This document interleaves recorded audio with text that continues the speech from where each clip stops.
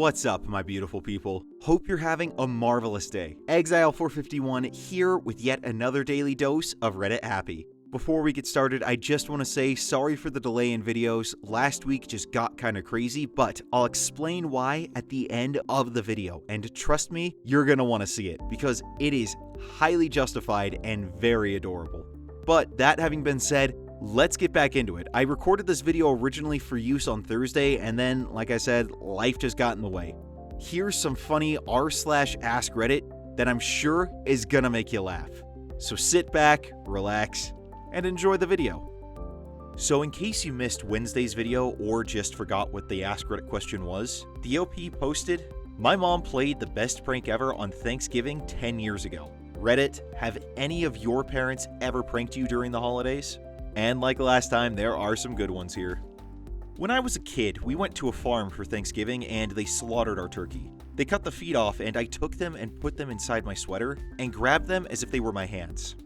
I was small enough that the ratio was such that it could have looked like I really did have scaly reptilian hands. My mom was on the couch taking a nap, so I went up to her quietly and touched her cheek with one of my new hands. When she started to stir, I started screaming, "I'm changing! I'm changing! It hurts so bad!" She freaked the crap out and started screaming like crazy. She tried to back up against the back of the couch and went over the edge of it, and it took several members of my family to calm her down.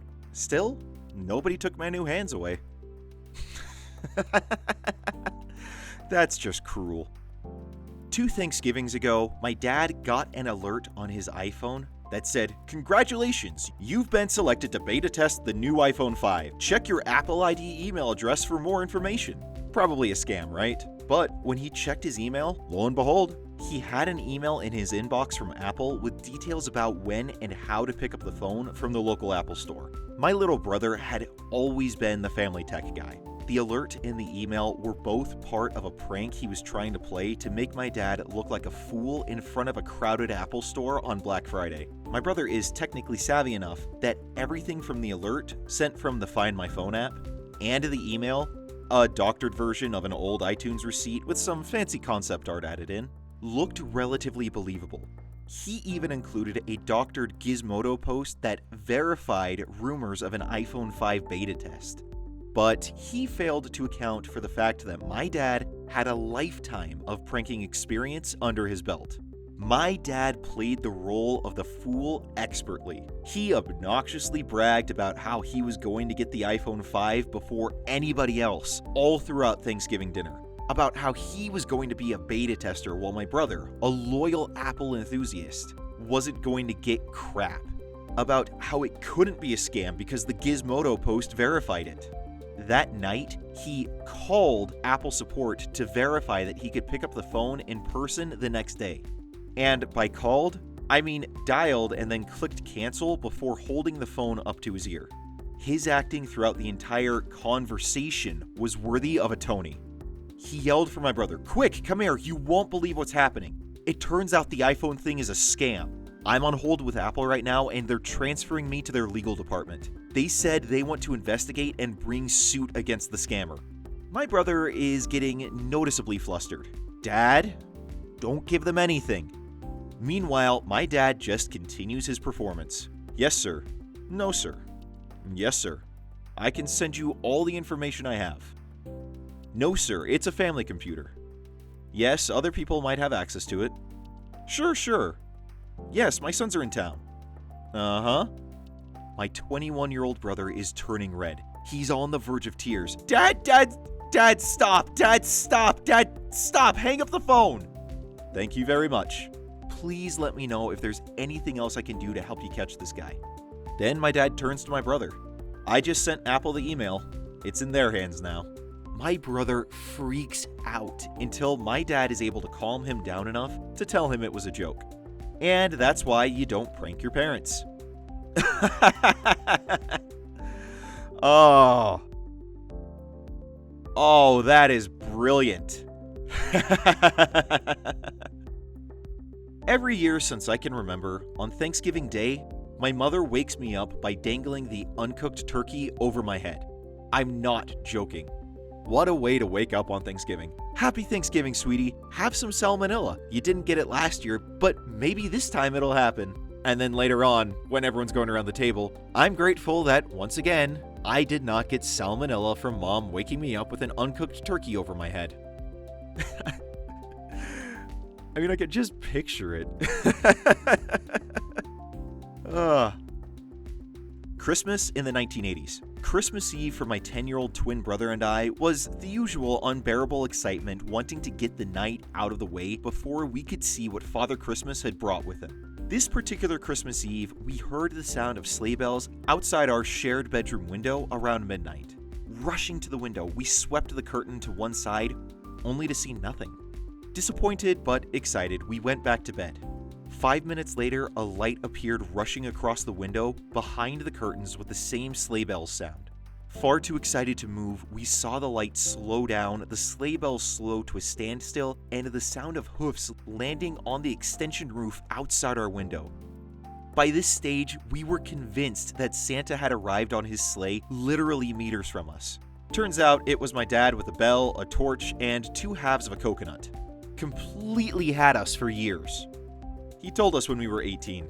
Great thing is, I did the same thing to my kids, and they believed it so much that when their school friends told them that Father Christmas didn't exist, they argued for hours based on the false evidence they had witnessed.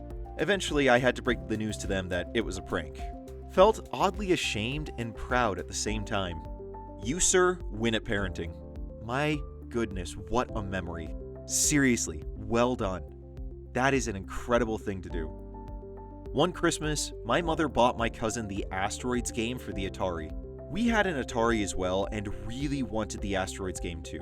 We found out our cousin already had the game in his expansive collection and told my parents of this. At this point in our lives, we didn't believe in Santa anymore, so my parents would wrap gifts as they were bought and torture us by leaving them under the tree. Days and weeks before Christmas. This Christmas, we had an Atari Asteroids present wrapped beneath the tree. During the days before Christmas, we were all sitting around near the tree trying to guess what was in the presents. All 3 kids were like, "This is Asteroids," pointing to our new game. My dad was like, "How do you know? It's not Asteroids." He got all 3 of us to say, "Yes it is, I'll bet you $20 it is." Come Christmas, we open our Asteroids to find a picture frame box with a piece of wood cut to be the size of the box. Taped to the wood were 3 $20 bills, which we all had to give to my dad for losing the bet. Asteroids was wrapped and hidden under the kitchen sink. My friend's parents came bursting into all the kids' rooms at around 3 a.m., screaming that a hurricane was coming and that they were to get up and move all their furniture onto the beds. The kids ran around piling furniture onto their beds for about an hour and a half. Finally, they ran into their parents' rooms to tell them they were finished. Their parents were soundly sleeping, and upon the screams of the kids, simply sat up and said, "April Fools!" I was in 3rd grade, and I didn't know the true meaning of April Fool's Day. It started off like any other morning, but as I was grabbing my backpack, my mom tells me I won't need it today because she's taking me to 6 Flags instead of school. Biggest disappointment of my life.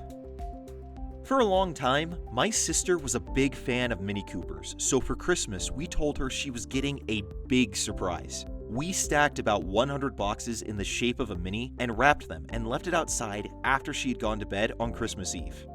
Next morning, we wake up, head downstairs, and my dad hands her his car keys and says it's outside. She starts screaming and crying. She goes outside and, for reasons unknown, attempts to hug the car. She goes straight through the boxes and sits for about 5 minutes before looking at my parents as if they had killed her bunny. I didn't get much that Christmas, but that memory was pure gold. That's funny, but that's also fairly cruel as well. I mean, it's one thing to do that with like an Xbox, it's another thing entirely to do that with a car. I mean, it's still funny, but but your parents are really kind of a... That's just mean. There was a huge box under the Christmas tree one year. My sister and I were so anxious to open it. Our parents finally wake up and we're crawling around the tree and sizing up presents like lions chasing after gazelles. My father says, "Wait, don't open anything, I have to go to the bathroom real quick." We're sitting there patiently, waiting for the sound of him washing his hands so we know game time is upon us. What's taking so long? We hear the sound of him brushing his teeth. Man, okay, fine, he'll be done soon, right? We hear the water running again in the sink. Now he's done. Yes? No? The water shuts off and then we hear the water in the tub running. He runs a shower, taking his sweet time. I'd say he delayed our Christmas present opening by about 30 minutes with that morning routine. But when you're younger, it feels like hours. We were seriously trolled that morning. But the Sega Genesis and Sonic we got made up for it. Man, my dad still does this, and all of his kids are over the age of 20 at this point. I know your pain. I feel your pain. This happened around the year I was born, actually. But it's a famous little joke my parents played that was talked about in my family for years. Anyway, my older brothers really wanted an NES. It was the only thing they wanted for Christmas. But my family was pretty poor, and my parents told them over and over that it wasn't likely they'd get it. But their little hearts just refused to give up hope. Christmas Day, they opened their presents and nope, no NES. My one brother was upset the most. He'd been the one most vehement about getting the system, but he was trying to be happy with what he got. After a couple hours, my parents told him to scrub out the oven so they could get the ham going. And my brother was ticked. Come on, having to do stuff on Christmas? Can't they just cook it in the oven as it is? My dad basically said to shut up and do what he was told. So my brother glumly went over to the oven and opened it. And there was the Nintendo, with a couple games. He was ecstatic. He couldn't play it until he scrubbed the entire oven though. I saw a video somewhere of somebody who stuffed a Cornish hen into a turkey, then convinced the other people in the room that the turkey must have been pregnant. I remember seeing that video. Oh, it's amazing how shock value will override your sense of common logic every so often. Wasn't a parent, but my uncle. Christmas Day some year in the 90s. We had a rule that I couldn't wake up my mom before 7 a.m. to open presents. One year, my uncle put all the clocks forward 3 hours. I woke up super early as usual and see it's 7 a.m. Wake up my uncle first, who had been out clubbing the night before and had returned with a few whistles. I tried to wake her. She refused to get up, said it was too early. Cue 20 minutes of me and my uncle running around blowing whistles and shouting wildly. It was glorious.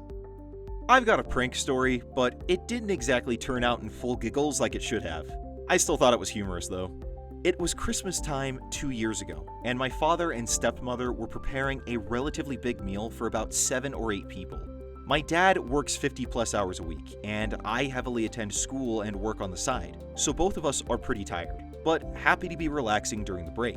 My stepmother steps out and tells my father that the ham will be done cooking in about an hour, and she should be home somewhere around then, but to take it out if she doesn't get home in time. I can see the wheels in my father's head spinning. He lets the ham cook and then proceeds to take the ham and hide it out in the dining room, leaving the oven on to pretend it's still cooking.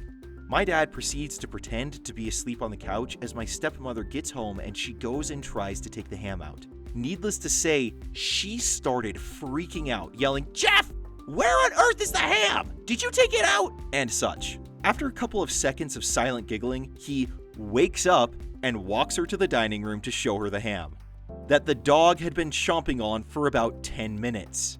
That ham was completely chewed up / eaten by our American foxhound. We went and had Chinese food for Christmas dinner instead. Oh, and it's the throwback to Christmas Story. I mean, I could totally see this happening, but it's very similar to the scene in that movie. Still though. That was r/AskReddit, and if you enjoyed the video, then make sure to hit that like button and subscribe so you can get more of your daily dose of Reddit happy. Real quick, I promised you before we go that I would show you exactly why I didn't have anything posted over Thursday and Friday, and here it is. Alright, you ready, buddy? Come on out.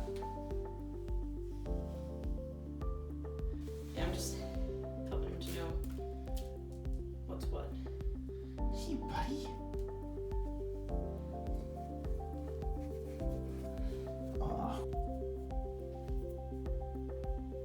You smell in the shower, Zorro?